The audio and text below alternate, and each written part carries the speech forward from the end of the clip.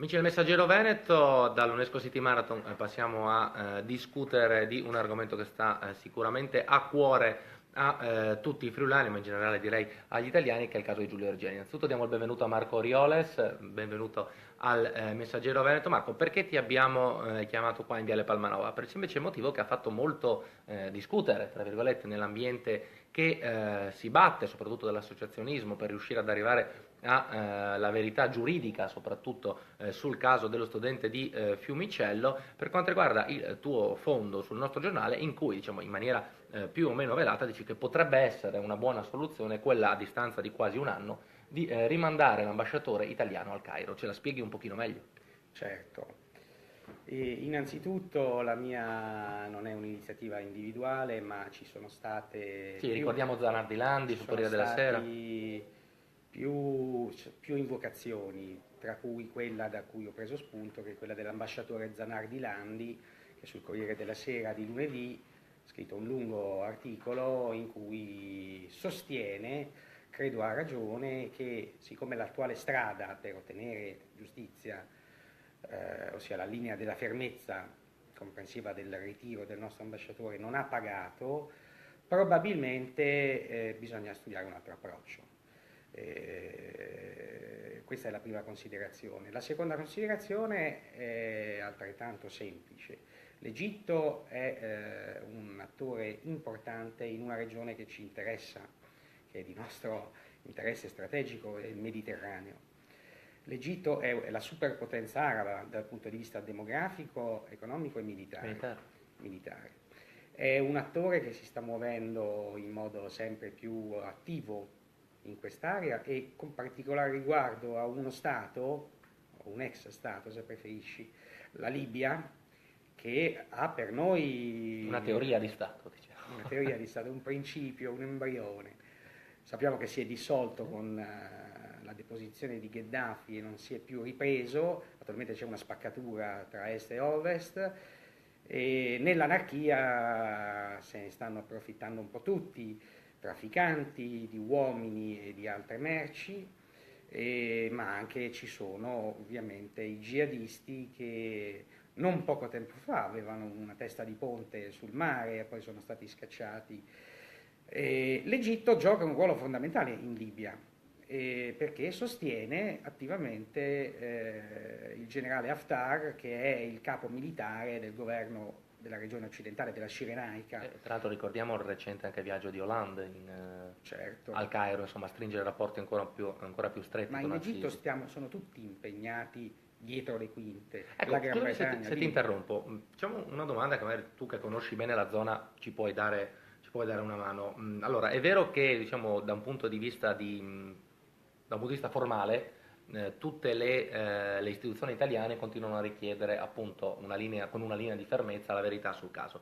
C'è però poi quella che chiamiamo la realpolitik, nel senso che al di là della geopolitica che stavi spiegando tu, ci sono anche tutto un insieme di fattori economici che influiscono sull'Egitto, è inutile negarlo, adesso al di là del giorno in cui venne ritrovato purtroppo il corpo senza vita di Giulio Regeni c'era una missione italiana in corso, c'era la Guidi, esatto. L'ENI ha scoperto, diciamo, nel Mediterraneo, ma nella zona che fa parte di quelle che possono essere definite acque territoriali egiziane, uno dei più grandi giacimenti di gas naturale al mondo, che è il giacimento Zohr, che se non ricordo male sia il nome di una divinità egiziana, ma potrei sbagliarmi. Siamo il primo partner commerciale dell'Unione Europea con l'Egitto, quindi anche questo probabilmente rende difficile uno strappo vero, geopolitica, economia e ovviamente anche importanza di quello che poi sono le relazioni bilaterali con l'Unione Europea. Ribadisco il concetto di fondo. L'Egitto è un nostro partner, lo è stato storicamente e lo deve essere ancor più adesso in un momento di instabilità generalizzata. Un nostro partner da più punti di vista, anche da quello economico, come tu sottolineavi. E non c'è solo il gas, ci sono molte imprese, grandi imprese italiane presenti in Egitto. L'Egitto è un'economia, ripeto, con 80 milioni di persone, è un'economia molto C'è il raddoppio del canale di Suez. appetibile, ci sono tutta una serie di commesse che vedono impegnate imprese italiane. L'assenza del nostro ambasciatore ha tranciato di netto le relazioni diplomatiche e politiche tra i due paesi, ma non ha interrotto le relazioni economiche. E quindi in questo momento c'è una dinamica senza testa in Egitto per quanto concerne le relazioni con l'Italia. E quindi è ovvio che l'assenza dell'ambasciatore crea un disagio notevole. Aggiungo questa cosa che è molto importante: in questa fase di isolamento dell'Egitto, perché un po' si è riverberata la posizione italiana, si è spalmata un po' sugli altri membri dell'Unione Europea, si è incuneata la Russia.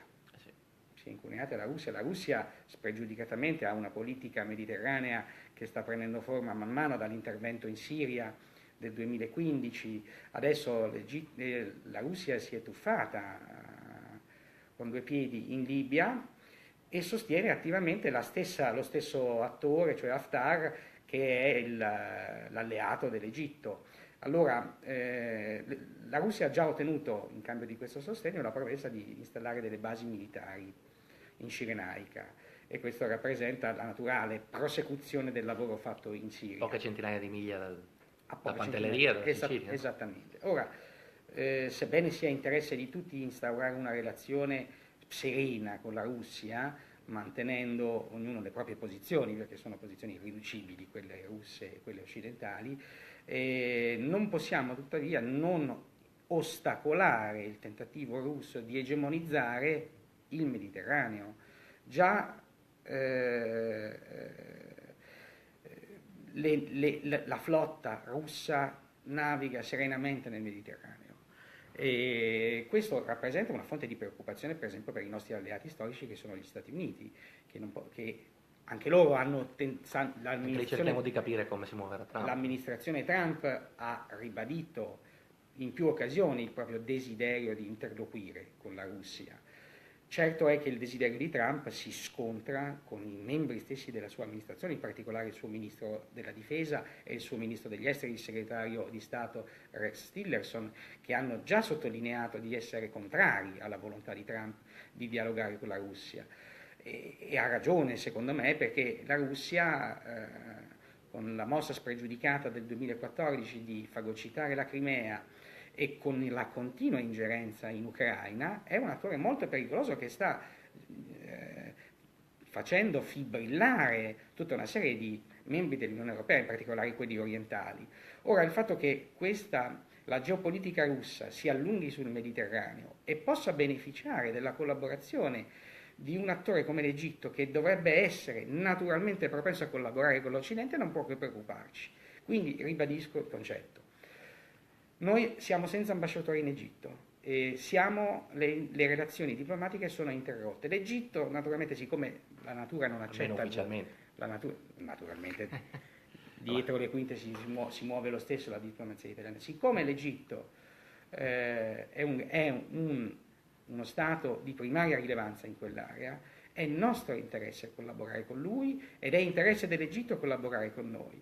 Se continuiamo con la nostra latitanza da quell'area, l'Egitto non ha altra scelta che gettarsi tra le braccia di Mosca, e questo rappresenta uno sviluppo minaccioso, soprattutto per il nostro paese, che è a pochi chilometri dalle rive sud del Mediterraneo. Tra l'altro non dimenticando che ultimamente abbiamo visto anche dai dati dell'UNHCR e anche dall'Egitto che partono poi i barconi dei richiedenti asilo che poi troviamo, che vengono salvati anzi dalla nostra marina trasportata in Italia. Un'ultima domanda, entriamo un attimo nello specifico del caso. Ormai bene o male il contorno dopo un anno è abbastanza chiaro, nel senso che c'è sicuramente un coinvolgimento dei servizi egiziani, bisogna capire a che livello, quale tipo di servizio, se diciamo quelli direttamente riconducibili al Ministero degli Interni oppure i servizi segreti, volgarizzando un po' in estremo la situazione. C'è questo ruolo del capo dei sindacati ambulanti che abbiamo visto ha denunciato di fatto Regeni all'autorità, molto probabilmente cominciando a mettere la parola fine purtroppo alla vita di questo ragazzo. Diciamo, ormai la situazione è abbastanza chiara.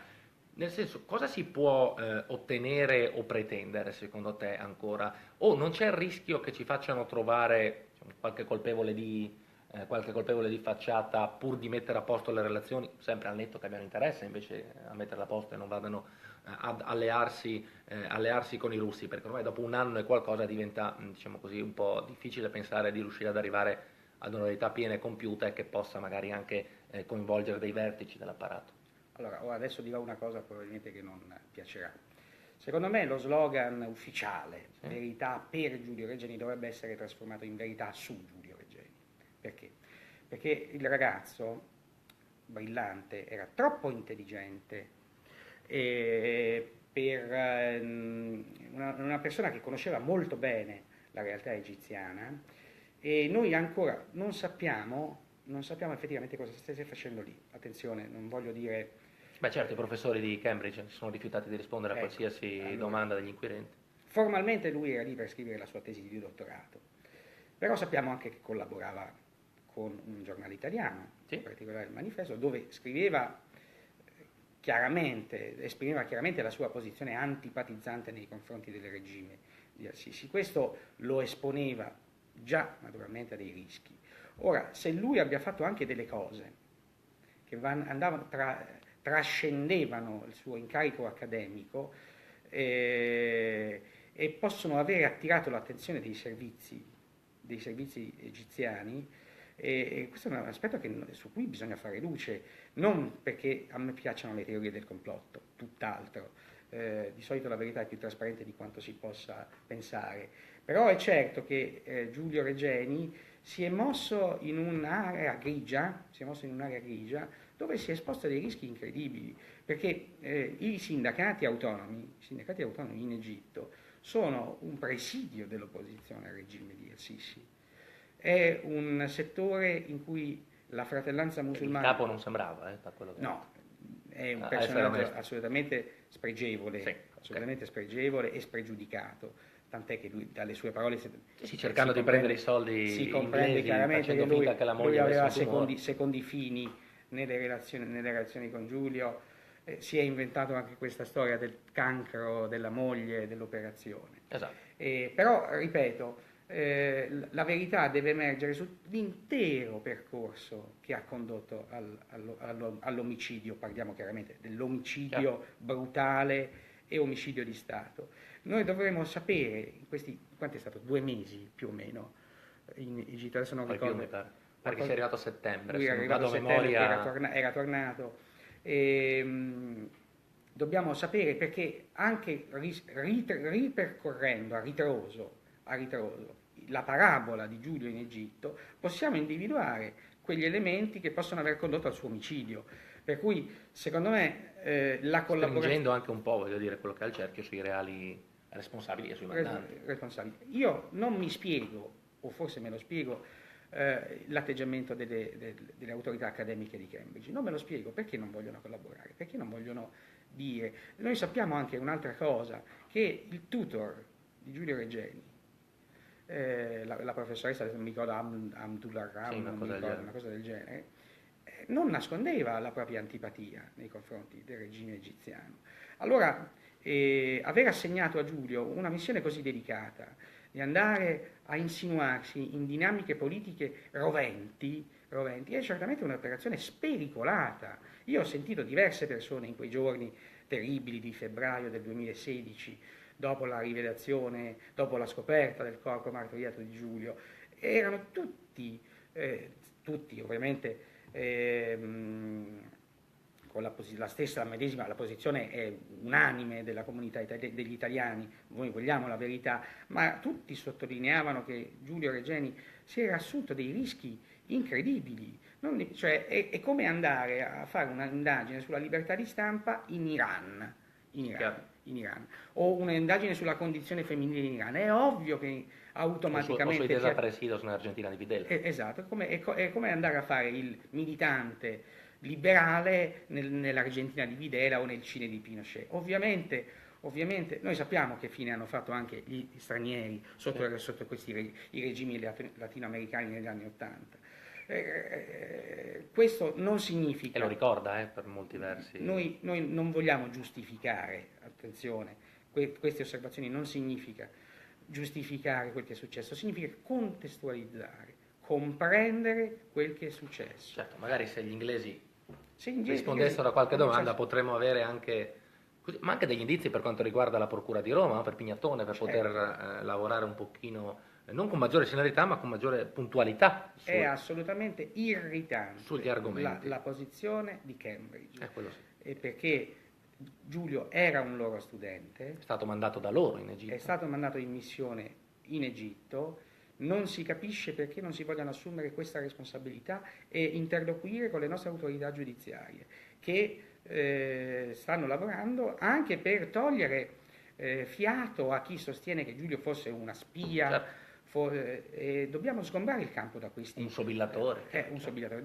Noi dobbiamo avere questa verità su Giulio, per Giulio e su Giulio, a tutti i costi. E ripeto quel che abbiamo detto al principio di questa conversazione. Attualmente, con la linea della fermezza, non stiamo ottenendo nulla e siamo tutti frustrati, a partire dai poveri genitori di Giulio, siamo tutti sulle spine e dobbiamo studiare delle strategie alternative. Forse rimandando l'ambasciatore, ripristinando le normali relazioni, riusciremo a ottenere quel che attualmente non abbiamo. Bene. Grazie a Marco Rioles, noi ci fermiamo qua e sicuramente insomma, ti avremo ospite anche prossimamente per, speriamo, commentare gli eventuali sviluppi positivi dell'indagine dei PM romani. Grazie.